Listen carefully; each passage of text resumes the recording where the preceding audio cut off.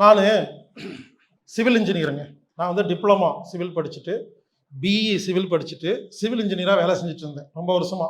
நல்லா பண்ணுவேங்க, பிஸ்னஸ் நல்லா வேலை நல்லா பண்ணிட்டு இருந்தேன். ஒரு குறிப்பிட்ட ஸ்டேஜுக்கு அப்புறம் எனக்கு அங்கே நிம்மதி சந்தோஷம் எல்லாம் போயிடுச்சு.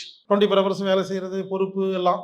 அப்போ என்ன யோசிச்சேன்னா, சரி இனி இந்த வேலை வேண்டாம், கொஞ்சம் ஃப்ரீயாக இருக்கிற மாதிரி வேலைக்கு போகலாம் அப்படின்னு முடிவு பண்ணப்போ என்னோட நண்பர் ஒருத்தர் ஃப்ரெண்டு, அவர் நண்பர் என்ன பண்ணார், ஒரு பேங்க்கில் ஒர்க் பண்ணிட்டு இருந்தார். ஒரு பேங்க்கில் ஒரு குறிப்பிட்ட ஒரு ஹோம் லோன் டிபார்ட்மெண்ட்டில் ஒர்க் பண்ணிட்டு இருந்தார். அவர் எப்பவுமே என் கூட இருப்பார், வருவார் போவார். எப்போ கூப்பிட்டாலும் டூர் போகிறேன்னா வந்துடுவார் போவார். அப்போ நான் கேட்டேன், நீ ஆஃபீஸ்க்கே போக மாட்டியாடா? அவன் சொன்னான், ஆஃபீஸ்க்கெல்லாம் போக வேண்டிய அவசியம் இல்லை, டெய்லி நான் சாயந்தரம் 6 மணிக்கு போய் ரிப்போர்ட் கொடுத்தா மட்டும் போதும், எல்லாமே ஃபீல்டு ஒர்க்குன்னு சொன்னான். எனக்கு ரொம்ப பிடிச்சிருந்துச்சு. நேராக உண்மையிலைங்க, நான் படித்தது பிஇங்க, நான் ஒரு இன்ஜினியருங்க, எல்என்டியில் ஒர்க் பண்ணியிருக்கேன், பெரிய பெரிய கம்பெனியில் வீராணம் திட்டத்தில் ஒர்க் பண்ணியிருக்கிறேங்க. இங்கே கோயம்புத்தூர் ஏர்போர்ட்டு, சென்னை ஏர்போர்ட்டு பெரிய பெரிய இன்ஜினியராக வேலை செஞ்சேன். நான் ஹோம் லோன் எக்ஸிக்யூட்டிவ் வேலைக்கு 5000 ரூபாய்க்கு போய் இன்டர்வியூ அட்டன் பண்ணுறேங்க. மேனேஜரு ரெஷ்யூமெல்லாம் பார்த்துட்டு, என்ன தம்பி இன்ஜினியரிங் படிச்சிருக்கீங்க, ஏர்போர்ட்டில் ஒர்க் பண்ணியிருக்கீங்க, பெரிய பெரிய இங்கே வந்திருக்கீங்க, நீங்கள் ஓவர் குவாலிஃபிகேஷன் எடுத்துக்க மாட்டேன் அப்படின்னா. இல்லை சார் நான் ஒர்க் பண்ணுவேன் சார், கொடுங்க சார் அப்படிங்க. ஆமாம் இங்கே வேலை இருக்குன்னு உங்களுக்கு எப்படி தெரியும் அப்படின்னு. நான் சொன்னேன், சார் இங்கே ஒர்க் பண்ணிட்டு இருக்காருல்ல முரளி, அவரோட ஃப்ரெண்டுங்க அப்படின்னு. ஓ முரளி ஃப்ரெண்டா நீ, சரி ஏன் இந்த வேலையை செலக்ட் பண்ண? சார் முரளி எப்பவுமே கூடவே இருப்பார் சார், டூரெல்லாம் வருவார் சார், எப்போ கூப்பிட்டாலும் வந்துடுவார் சார்.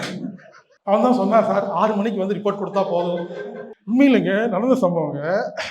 உடனே அவர் சொன்னார், பாரு இது வந்து 10th +2 எல்லாம் ஃபெயில் ஆனவங்க வேலை செய்கிற ஆஃபீஸு, நீ இன்ஜினியரிங் படிச்சிருக்க, இங்கே வந்து இந்த வேலையெல்லாம் செய்ய முடியாது, ஏதோ நீ கேட்கறனால நான் கொடுக்குறேன், கண்டிப்பாக நீ 2 மாதத்துக்கு அப்புறம் ரிசைன் பண்ணிட்டு போயிடுவேன், நீ தான் ரிக்வெஸ்ட் பண்ணுறாலும் கொடுக்குறேன்னு கொடுத்தாருங்க. உண்மையிலே சொல்கிறேங்க, புரிஞ்சுக்குங்க. அந்த வேலையை நான் எடுத்து ஹோம் லோன்ஸில் நான் காலையிலேருந்து சாயந்தரம் வரைக்கும் ஒர்க் பண்ணுவேங்க.